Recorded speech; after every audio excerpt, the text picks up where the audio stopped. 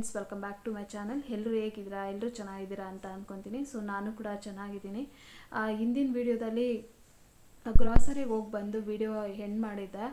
ಆಮೇಲೆ ಕುಕ್ಕಿಂಗ್ ಕೂಡ ಶೂಟ್ ಮಾಡ್ಕೊಂಡಿದ್ದೆ.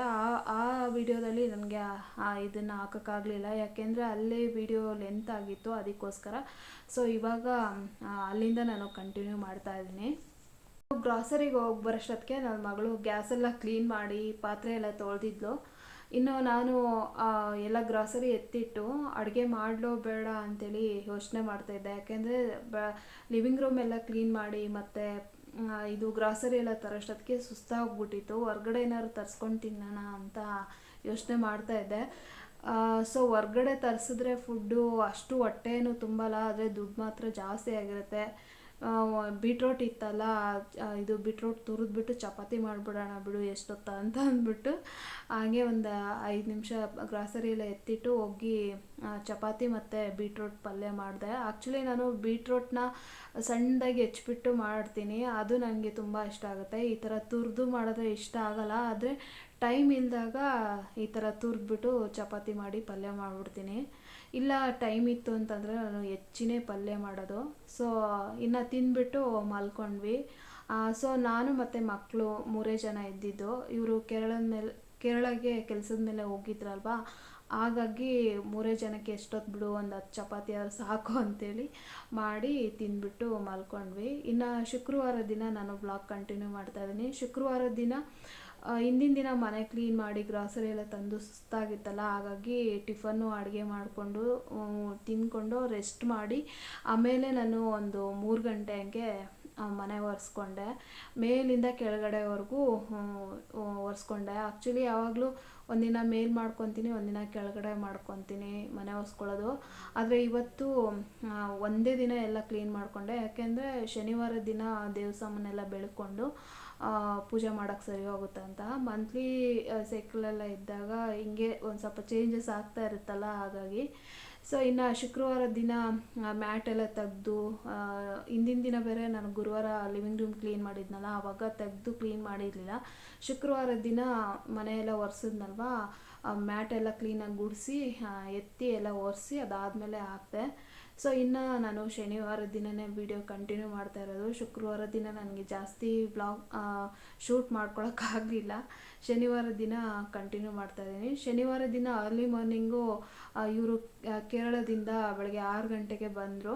ಬಂದಿದ ತಕ್ಷಣ ನಾನು ಬಾಗಿಲು ತೆಗೆದೆ. ಸೊ ಆಮೇಲೆ ಅವರು ಪದ್ಮನಾಭ ನಗರಕ್ಕೆ ಫ್ರೆಂಡ್ಸ್ನೆಲ್ಲ ಮಾತಾಡ್ಸ್ಕೊಂಬರೋಕ್ಕೆ ಹೋಗ್ತಾರೆ. ವಾಕಿಂಗ್ ಎಲ್ಲ ಹೋಗ್ತಿರ್ತಾರಲ್ವ, ಅಭ್ಯಾಸ ಆಗೋಗ್ಬಿಟ್ಟಿದೆ ಅದು. ಹಾಗಾಗಿ ಸುಮಾರು 4-5 ದಿನ ಇರಲಿಲ್ಲ ಅಂತ ಅಂದ್ಬಿಟ್ಟು ಹೋಗಿ ಬರ್ತೀನಿ ಅಂತ ಹೇಳಿದ್ರು. ಸರಿ ಅಂತ ಹೇಳಿದೆ. ಟಿಫನ್ ಏನಾದ್ರು ತರಬೇಕಾ ಅಂತ ಕೇಳಿದ್ರು. ತಗೊಂಬನ್ನಿ ಅಂತ ಹೇಳಿದೆ, ಯಾಕೆಂದರೆ ನನಗೂ ಕೂಡ 2 ದಿನದಿಂದ ಟಯರ್ಡ್ ಆಗಿಬಿಟ್ಟಿತ್ತು. ಇನ್ನು ಟಿಫನ್ನು ಅಡುಗೆ ಇದೆಲ್ಲ ಮತ್ತು ದೇವ್ರ ಸಾಮಾನೆಲ್ಲ ಬೆಳ್ಕೊಂಡು ಪೂಜೆ ಮಾಡಬೇಕಲ್ಲ, ಇದು ತುಂಬ ಟಯರ್ಡ್ ಆಗಿಬಿಡುತ್ತೆ ಅಂತ ಅಂದ್ಬಿಟ್ಟು ತಗೊಂಬನ್ನಿ ಅಂತ ಹೇಳಿದೆ. ಸೊ ಅವರು ಇನ್ನು ಟಿಫನ್ನ ತಂದುಕೊಟ್ರು. ನನಗೆ ಮತ್ತು ಮಕ್ಕಳಿಗೆ ಇಡ್ಲಿ ಮತ್ತು ದೋಸೆ ತಂದುಕೊಟ್ರು. ಇನ್ನು ಟಿಫನ್ ಎಲ್ಲ ತಿಂದ್ಕೊಂಡು ನಾನು ಮನೆ ಕಸ ಎಲ್ಲ ಗುಡಿಸಿ, ಹಿಂದಿನ ದಿನ ಶುಕ್ರವಾರನೇ ಎಲ್ಲ ವಾರ ಮಾಡಿಬಿಟ್ಟಿದ್ನಲ್ಲ, ಸೊ ಜಸ್ಟ್ ಇನ್ನು ಎಲ್ಲ ಕಸ ಎಲ್ಲ ಗುಡಿಸ್ಕೊಂಡು ಆಮೇಲೆ ಸ್ನಾನ ಮಾಡ್ಕೊಂಬಂದು ಈ ಕಡೆ ಬದನೆಕಾಯಿ ಸಾಂಬಾರಿಗೆ ಇಟ್ಟು ಮತ್ತು ಮುದ್ದೆ ಅನ್ನಕ್ಕೂ ಕೂಡ ಇಟ್ಟು ಇನ್ನು ದೇವ್ರ ಸಾಮಾನೆಲ್ಲ ತೊಳ್ಕೊಂಬಿಡೋಣ. ಮತ್ತು 12 ಗಂಟೆಗೆ ಕಳಶ ವಿಸರ್ಜನೆ ಮಾಡಬಾರ್ದಲ್ಲ, ಹಾಗಾಗಿ ಒಂದು 11:30 ಹಂಗೆ ನಾನು ದೇವ್ರ ಸಾಮಾನೆಲ್ಲ ತಂದು ಕಿಚನ್ಗೆ ಇಟ್ಕೊಂಡೆ ಸ್ನಾನ ಮಾಡಿ. ಸೊ ಇವಾಗ ಒಂದು ಕಡೆ ಅಡುಗೆ ಮಾಡಿ ಅವ್ರಿಗೆ ಊಟಕ್ಕೆಲ್ಲ ಕೊಟ್ಟು ಅದಾದಮೇಲೆ ಇವಾಗ ನಾನು ದೇವ್ರ ಸಾಮಾನೆಲ್ಲ ತೊಳೆಯೋಣ ಅಂತ ಅಂದ್ಬಿಟ್ಟು ಇವಾಗ ಕಿಚನಲ್ಲಿ ಇಟ್ಕೊಂಡಿದ್ದೀನಿ. ಲಾಸ್ಟ್ ವೀಕು ದೇವ್ರ ಸಾಮಾನೆಲ್ಲ ತೊಳೆದು ಪೂಜೆ ಮಾಡಿದ್ದೆ. ಒಂದು 2 ಸಲ ಪೂಜೆ ಮಾಡಿದ್ದೆ ಅಷ್ಟೇ.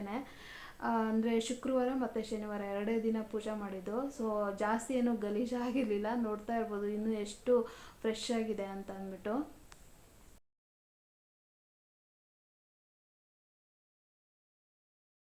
ಇನ್ನಿವತ್ತು ದೇವ್ರದ್ದು ಪಾತ್ರೆಗಳ ಯಾವ ರೀತಿ ನಾನು ಈಸಿಯಾಗಿ ಜಾಸ್ತಿ ಉಜ್ಜದೆ ತಿಕ್ಕದೆ ಕ್ಲೀನ್ ಮಾಡ್ಕೊತೀನಿ ಅಂತೇಳ್ಬಿಟ್ಟು ಶೇರ್ ಮಾಡ್ಕೊತಾ ಇದ್ದೀನಿ. ಒಂದು ನಿಂಬೆಹಣ್ಣಿಗೆ ಒಂದು 5 ರೂಪಾಯಿ ಖರ್ಚಾಗುತ್ತೆ.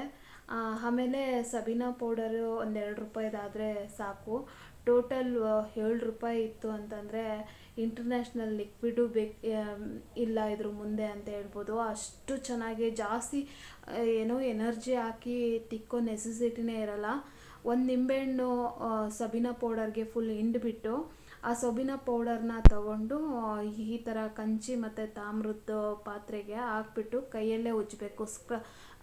ಸ್ಕ್ರಬ್ ಎಲ್ಲ ಯೂಸ್ ಮಾಡಬಾರ್ದು. ಜಸ್ಟು ಕೈಯಿಂದ ಈ ರೀತಿಯಾಗಿ ಒಂದು ನಿಂಬೆಹಣ್ಣ ಫುಲ್ಲು ಸಬೀನಾ ಪೌಡರ್ಗೆ ಹಿಂಡ್ಕೊಂಡು ಆ ಸಬೀನಾ ಪೌಡರ್ ತೊಗೊಂಡು ಈ ಥರ ಕೈಯಲ್ಲಿ ಉಜ್ತಾ ಇದ್ದರೆ ಕಪ್ಪಗೆ ಎಲ್ಲ ಬಂದ್ಬಿಡುತ್ತೆ.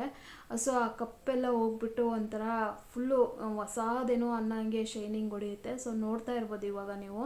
ನಾನು ಒಂದು 4-5 ದಿನದ ಹಿಂದೆನೇ ದೇವ್ರ ಸಾಮಾನೆಲ್ಲ ತೊಳ್ಕೊಂಡಿದ್ನಲ್ಲ, ಅಷ್ಟಾಗಿ ಕಪ್ಪೇನೂ ಆಗಿರಲಿಲ್ಲ, ಇನ್ನೂ ಫ್ರೆಶ್ಶಾಗೇ ಇತ್ತು. ಆದರೆ ನಾನು ಹೇಗೆ ತೊಳ್ಕೊತೀನಿ ಅಂಥೇಳಿ ಶೇರ್ ಮಾಡ್ಕೊತಾ ಇದ್ದೀನಿ, ನಿಮಗೂ ಕೂಡ ಹೆಲ್ಪ್ ಆಗುತ್ತೆ ಅಂಥೇಳಿ. ಅದರಲ್ಲೂ ವರ್ಕಿಂಗ್ ವುಮೆನ್ಸ್ಗೆ ಇದು ತುಂಬಾ ಯೂಸ್ ಆಗುತ್ತೆ. ಅಂದರೆ ಜಾಸ್ತಿ ಟೈಮ್ ತೊಗೊಳ್ಳೋದಿಲ್ಲ. ನಾವೇನಾದರೂ ನಾನು ಮೊದಲೆಲ್ಲ ಹುಣ್ಸೆಹಣ್ಣು ಮತ್ತು ಸಬೀನಾ ಹಾಕಿ ತೊಳಿತಾ ಇದ್ದೆ. ಮೊನ್ನೆ ಲಾಸ್ಟ್ ಟೈಮು ಕೆಲವೊಂದು ಐಟಮ್ ಅಂದರೆ ತುಳಸಿ ಕಟ್ಟೆ ಹತ್ರ ದೀಪ ಹಚ್ತೀನಲ್ಲ, ಆ ದೀಪ ಮತ್ತು ಗಂಧದ ಕಡ್ಡಿ ಹಚ್ತೀವಲ್ಲ ಬಾಗ್ಲ ಹತ್ರ, ಆ ಪ್ಲೇಟು ಮರ್ತಿದ್ದೆ.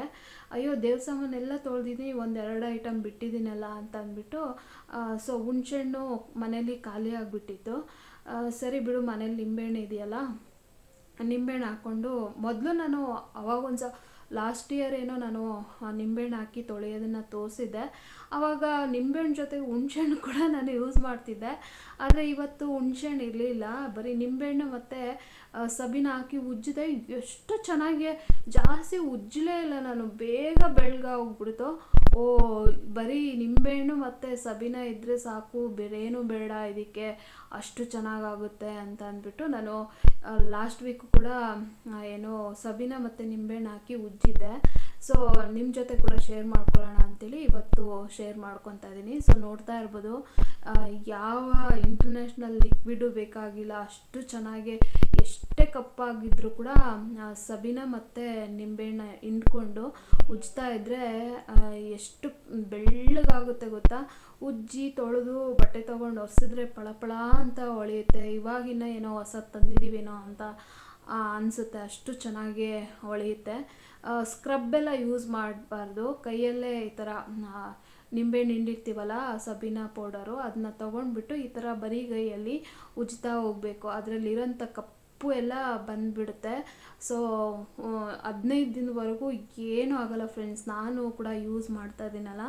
ಸೊ ಒಂದು 5 ರೂಪಾಯಿ ನಿಂಬೆಹಣ್ಣು ಖರ್ಚಷ್ಟೇ ಬರುತ್ತೆ, ಜಾಸ್ತಿ ಖರ್ಚು ಬರೋಲ್ಲ. ಜಸ್ಟು ಒಂದು 6 ರೂಪಾಯಿ 7 ರೂಪಾಯಿ ಇತ್ತು ಅಂತಂದರೆ ಇಡೀ ಮನೆ ಕಂಚಿ ಮತ್ತು ತಾಮ್ರದ ದೇವ್ರ ಸಾಮಾನೆಲ್ಲ ಬೆಳ್ಕೊಬೋದು ತುಂಬ ಈಸಿಯಾಗಿ. ಜಾಸ್ತಿ ಏನು ಎನರ್ಜಿ ಹಾಕೋದು ಬೇಕೇ ಆಗಲ್ಲ. ಜಸ್ಟ್ ಲೈಟಾಗಿ ಹಿಂಗೆ ಉಜ್ಕೊಂಡ್ರೆ ಸಾಕು, ತುಂಬ ಚೆನ್ನಾಗಿ ಬೆಳ್ಳಗಾಗುತ್ತೆ. ಅದರಲ್ಲೂ ವರ್ಕಿಂಗ್ ವುಮೆನ್ಸ್ಗಂತೂ ತುಂಬಾ ಈಸಿ ಆಗುತ್ತೆ. ಒಂದ್ಸಲ ಟ್ರೈ ಮಾಡಿ. ನಾನಂತೂ ಇನ್ಮೇಲೆ ಹುಣ್ಸೆಹಣ್ಣನ್ನು ಬಳಸೋದೇ ಇಲ್ಲ. ಇನ್ಮೇಲೆ ಬರೀ ನಿಂಬೆಹಣ್ಣು ಸಬೀನಾ ಹಾಕಿ ಉಜ್ಕೊಂಡ್ಬಿಡ್ತೀನಿ, ಬೇಗ ಆಗೋಗ್ಬಿಡುತ್ತೆ.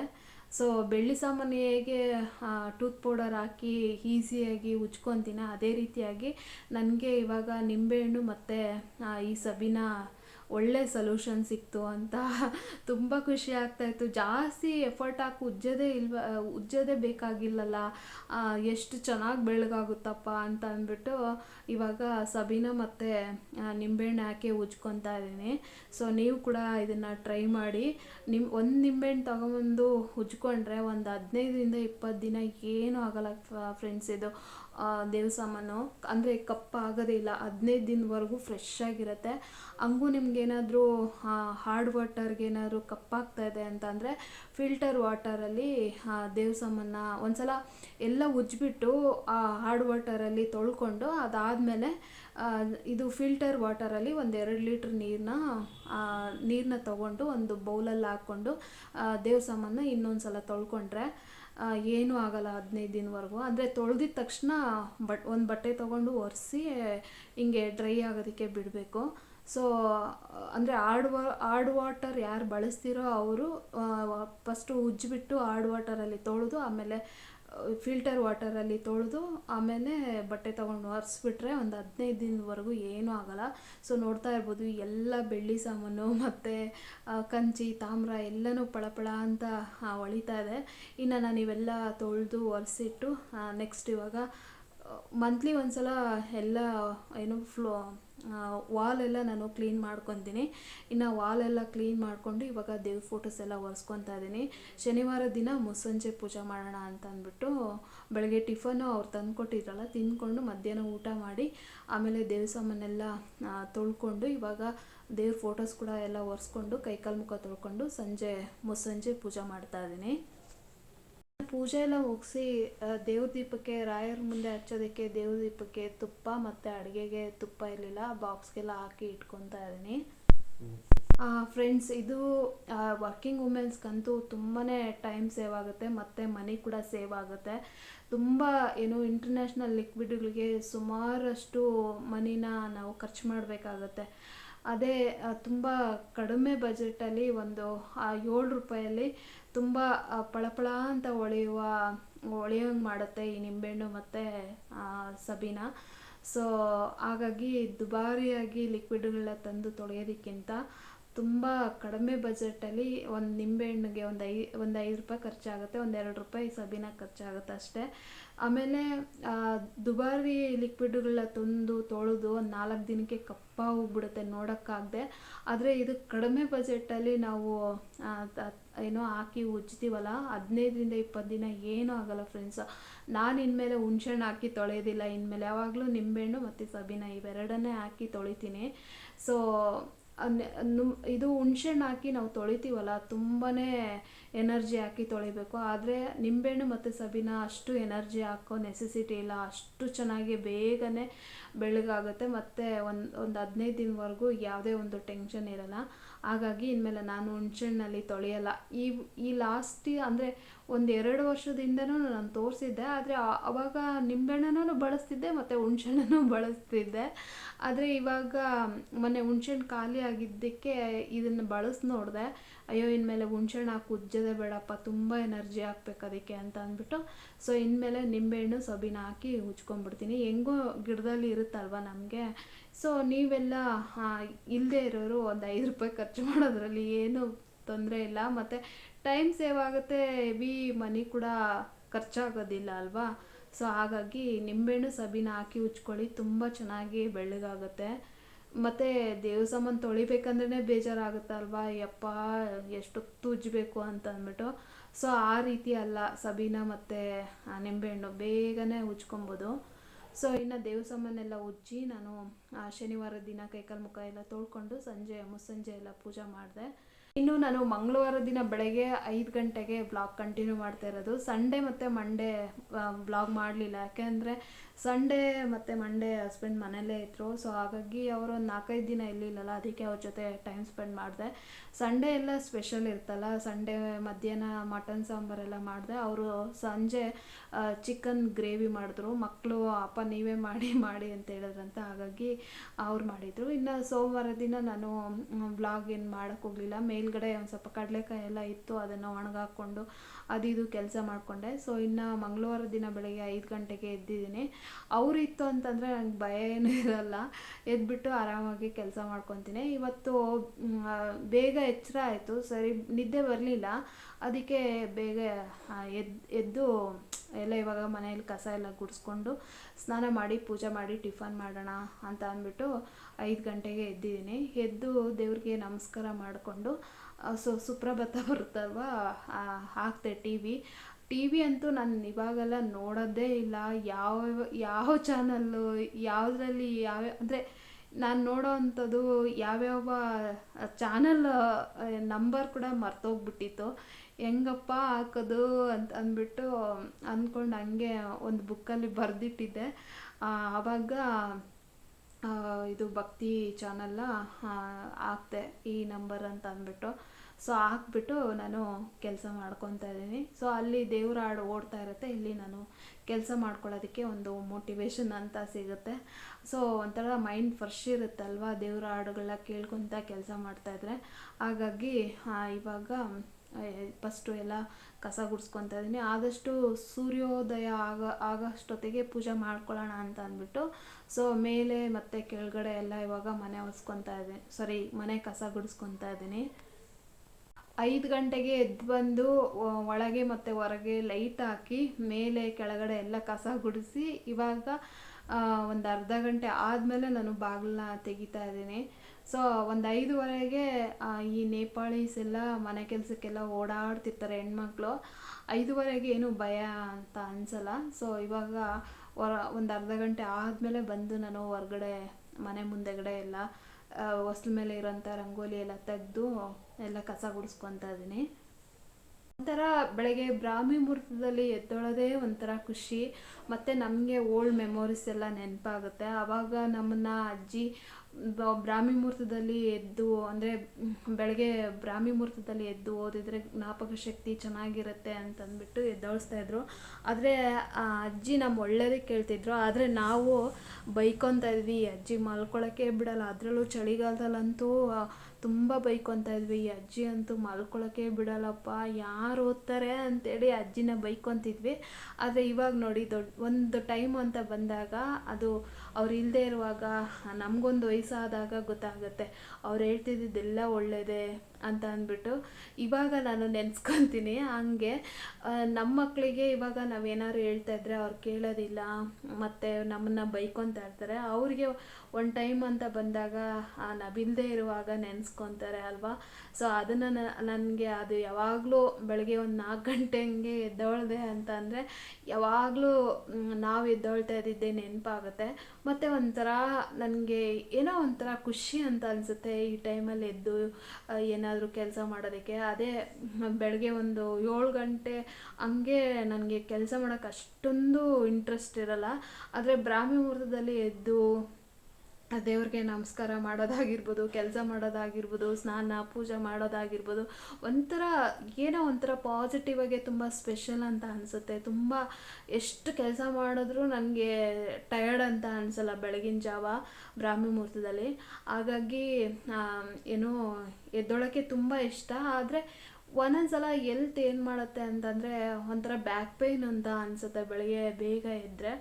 ಅದಕ್ಕೋಸ್ಕರ ನನಗೆ ಒಂದೊಂದು ಟೈಮು ಬೇಡ ಬಿಡು ಆರಾಮಾಗಿ ಎದ್ದೇಳೋಣ ಮಾಡ್ಕೊಳ್ಳೋಣ ಅಂತ ಅನಿಸ್ತಾ ಇರುತ್ತೆ. ಬಟ್ ಈ ಬ್ಯಾಕ್ ಪೇಯ್ನ್ ಬರಲಿಲ್ಲ ಅಂತಂದರೆ ಈ ಥರ ನನಗೆ ಬೆಳಗ್ಗೆನೇ ಎದ್ದು ಕೆಲಸಗಳನ್ನ ಮಾಡ್ಕೊಳ್ಳೋಕ್ಕೆ ತುಂಬ ಖುಷಿ. ಅದು ಬ್ಯಾಕ್ ಪೇಯ್ನು ಅಂದರೆ ಸರಿಯಾಗಿ ಟೈಮ್ ಅಂದರೆ ಏನೋ 6 ಅವರ್ಸ್ 7 ಅವರ್ಸ್ 8 ಅವರ್ಸು ನಿದ್ದೆ ಕಂಪ್ಲೀಟ್ ಆದ್ರೇ ಅಲ್ವಾ ನಮ್ಮ ಬಾಡಿ ಚೆನ್ನಾಗಿರೋದು. ಆಗಲಿಲ್ಲ ಅಂದರೆ ಸೊ ಈ ರೀತಿ ಆಗುತ್ತೆ. ಹಾಗಾಗಿ ಸ್ವಲ್ಪ ಬೇಗನೆ ಮಲ್ಕೊಂಡು ಎದ್ದೇಳೋಣ ಅಂತ ಅಂದ್ಬಿಟ್ಟು ಅಂದ್ಕೊತಾ ಇರ್ತೀನಿ. ಆದರೆ ಒಂದೊಂದ್ಸಲ ಇವಾಗ ಚಳಿ ಇರೋದ್ರಿಂದ ಎದ್ದೇಳೋದಕ್ಕೆ ಆಗಲ್ಲ. ಆದಾಗ ಎದ್ದು ಮಾಡೋಣ ಬಿಡು ಅಂತ ಅಂದ್ಬಿಟ್ಟು ಅಂದ್ಕೊಂಡಿದ್ದೀನಿ. ಆದಷ್ಟು ಟ್ರೈ ಮಾಡಬೇಕು ಬ್ರಾಹ್ಮಿ ಮುಹೂರ್ತದಲ್ಲಿ ಎದ್ದು ಪೂಜೆ ಮಾಡೋದಕ್ಕೆ ಅಂತ ಅಂದ್ಕೊಂಡಿದ್ದೀನಿ, ನೋಡೋಣ. ಸೊ ಇನ್ನು ಮನೆ ಕಸ ಎಲ್ಲ ಗುಡಿಸಿ ಏನು ರಂಗೋಲಿ ಎಲ್ಲ ಹಾಕಿ ಆಮೇಲೆ ನಾನು ಸ್ನಾನ ಎಲ್ಲ ಮಾಡ್ಕೊಂಡು ಬಂದು ಆಮೇಲೆ ಇನ್ನು ಗೇಟ್ ಹತ್ರ ಕೂಡ ಆಗಲೇ ಬೆಳಗಾಗಿತ್ತು, 6 ಗಂಟೆ ಆಗಿತ್ತು. ಸೊ ಬಂದು ನೀರು ಹಾಕಿ ರಂಗೋಲಿ ಹಾಕಿ ಹೋಗಿ ಪೂಜೆ ಮಾಡೋಣ ಅಂತ ಅಂದ್ಬಿಟ್ಟು ರಂಗೋಲಿ ಹಾಕ್ತಾಯಿದ್ದೀನಿ.